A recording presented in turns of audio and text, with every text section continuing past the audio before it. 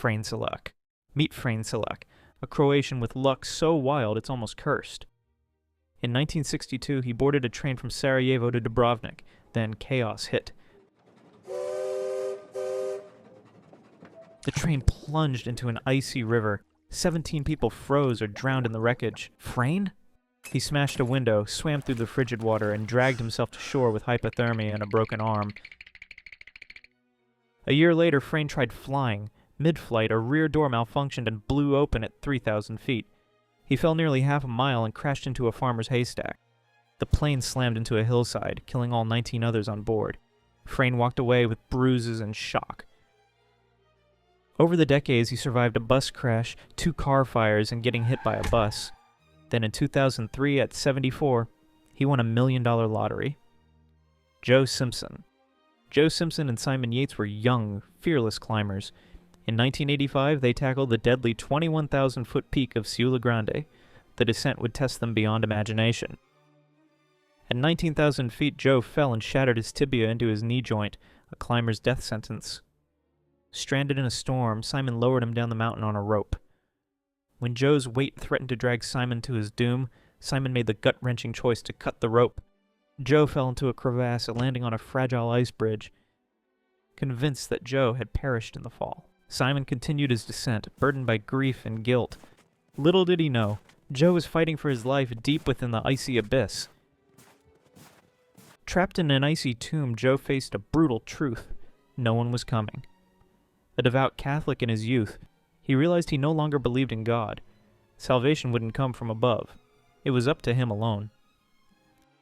Above him loomed 80 feet of overhanging ice. Impossible to climb with a broken leg. Waiting meant death. So Joe made a terrifying choice. Lower himself deeper into the crevasse, unsure if there was a bottom or just endless darkness. With no knot at the rope's end, one slip could send him tumbling into oblivion. But Joe kept going, fueled by a desperate will to live, whispering to himself that making decisions, even wrong ones, was better than giving up.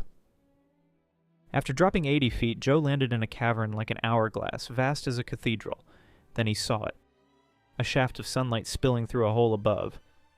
It was his way out. With his legs screaming in agony, he crawled toward the light, determined to escape. Joe clawed his way out, the world rushing back in a flood of relief. He lay there laughing, alive against all odds. But the fight wasn't over. For 3 days, with no food or water, he crawled 5 miles across glaciers and boulder fields, haunted by thirst and hallucinations. Miraculously, Joe reached base camp. Simon, who had mourned him as dead, rushed to his side, stunned. Vesna Vulović. Vesna Vulović was a 23-year-old flight attendant who loved her job. But on this winter day, she wasn't even supposed to be on Flight 367. A scheduling mix-up put her there. And into history. A bomb, likely planted by Croatian nationalists, detonated. The plane disintegrated over Czechoslovakia, scattering 27 passengers and crew into the freezing sky. Vesna fell 6 miles, higher than the Everest itself. It was a descent no one could survive. Or so it seemed. She was trapped in a piece of the tail.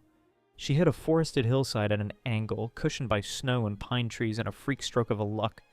A villager found her alive, but to add to this luck, he was a former World War II medic who managed to keep her alive.